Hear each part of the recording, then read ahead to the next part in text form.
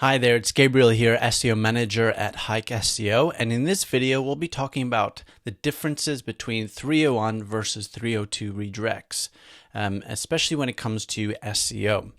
So what you'll learn in this video is what are redirects and also what the difference between the two types are. You'll also learn why is it important to have redirects when it comes to your SEO performance, and some 301 use cases and how to use them. You'll learn how to implement redirects on your website, spotting some common errors as well, and troubleshooting if you don't know how to do it correctly. You'll also learn about 301 versus 302 redirections when it comes to site migration. And finally, how to monitor and test after you have put in place your 301 versus 302 redirects. So what are redirects to start with? Basically, an HTTP redirect is a way for a web server to inform the client or your browser that the requested resources has been moved to a different location or different URL in that sense. The server can respond with a status code, so an HTTP status code such as 301, which is a permanent redirect, or 302, which is a temporary redirect. So let's talk about the differences. Well, I just highlighted that, but a 301 redirect is a permanent redirect, and it indicates that the original URL has been permanently moved to a new location, a new URL. And passes on about 90 to 99% of the existing page's authority and ranking power to the new URL. This can vary depending on different factors, but that's really important point, especially if you want to keep the power of backlinks intact. You want a 301 redirect that page. And browsers will also cache or store this response indefinitely unless you actually clear the cache in the browser. While 302 redirects are considered temporary and indicates that the original URL has temporarily moved to a new location and will eventually go back to the original one. And it does not pass on any authority and ranking power to the new URL. So that's really important to keep in mind when you do any 302s. And browsers will not cache these pages, so every time you load the page, it will actually request that page from the server and download it. So why are 301 redirects important? Well, firstly, it preserves the link equity gleaned from hard-earned backlinks. Like I said, it can transfer a percentage of that link equity to the new page, which is important because then it'll pass on that page authority, that domain authority, to the new link. It consolidates multiple versions of pages or duplicate content to prevent dilution of rankings or keyword cannibalization. So let's say you have 4 different versions or the same versions, duplicate content, and 3 of those 4, you're going to 301 redirect them to the main page where you've consolidated all the main information on one page, and then all the backlinks to those other 3 pages will then benefit that single one page, and that can help increase its rankings, and it won't conflict between similar pages. So let's talk about some use cases for 301s. So you can use 301s when merging 2 websites into a single one, or after deleting old obsolete pages, but you want the traffic and the backlink value transferred elsewhere. You can also use 301s when changing domain names while maintaining your SEO results and performance. So let's talk about implementing these. It's quite simple. You can do it firstly through the htaccess file. This is a bit more technical, might require your web developer to do, but I just want to highlight that it's available. So you can access the htaccess file, and this file contains directives that tell the server how to behave in certain scenarios, including redirections. So this is actually useful if you have like redirect rules, like if you want to redirect any non-SSL pages to SSL pages, or if you want to redirect all www URLs to non-www URLs, or certain rules that are quite simple that can span the whole site.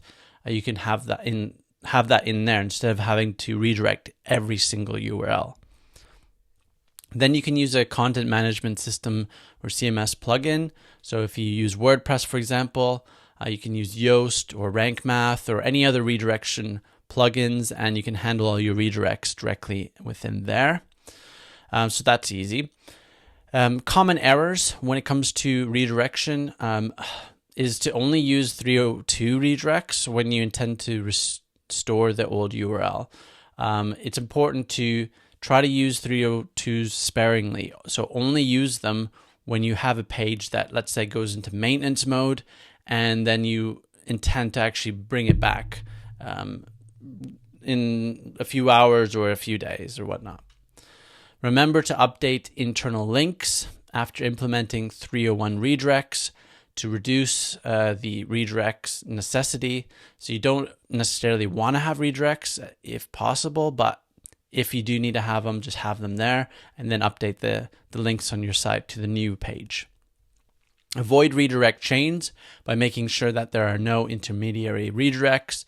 So you can use a plugin or a tool, a Chrome plugin called EMEA Redirect, and this allows you to easily spot redirect chains, and then you go to that page and you can remove the intermediary redirects by redirecting the first page to the destination page. So let's talk about a few troubleshooting things you can do when it comes to redirects. So you can use tools like Google Search Console to identify any crawl errors from faulty redirects. So here you go, you can see pages with redirects in here, and it'll list them at the bottom of that graph. And then you can see if they're correct or not, and if they need to be changed or fixed.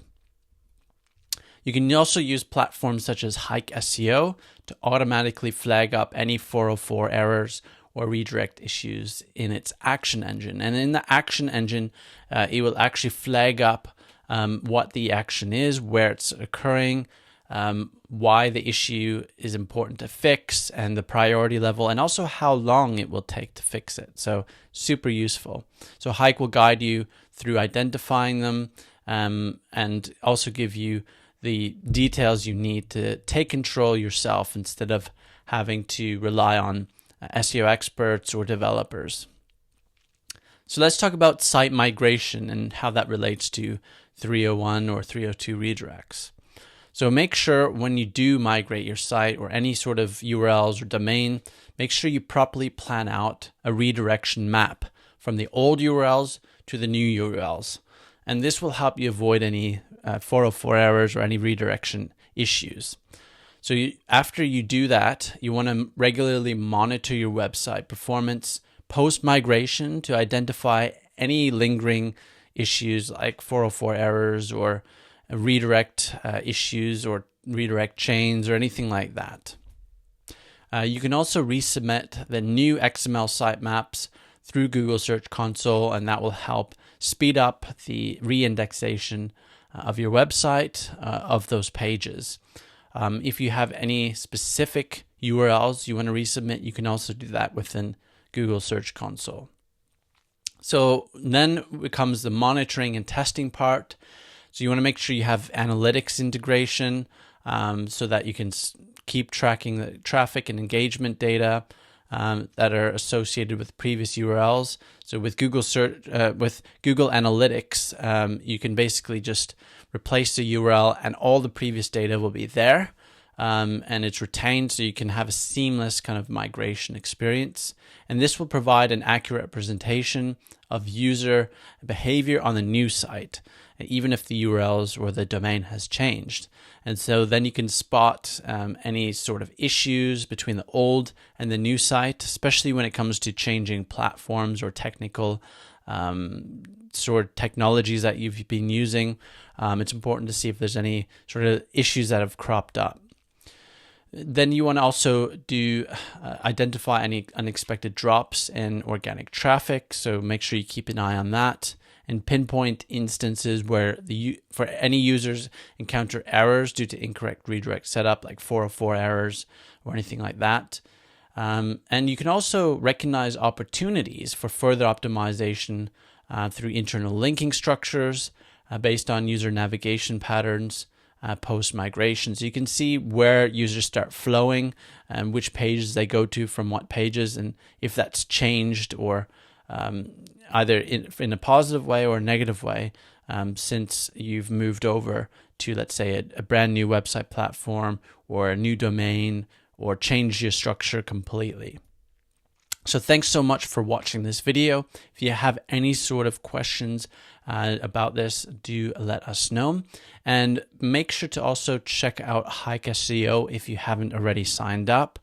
It's a fantastic SEO platform for absolute beginners and also for small business owners and agencies to help empower them take control of their SEO step by step, with very little time, very little effort required, and it will also help guide you step by step using its smart AI features and very, very useful and intuitive tools. All right, so definitely check it out and sign up today. All right, I'll see you there.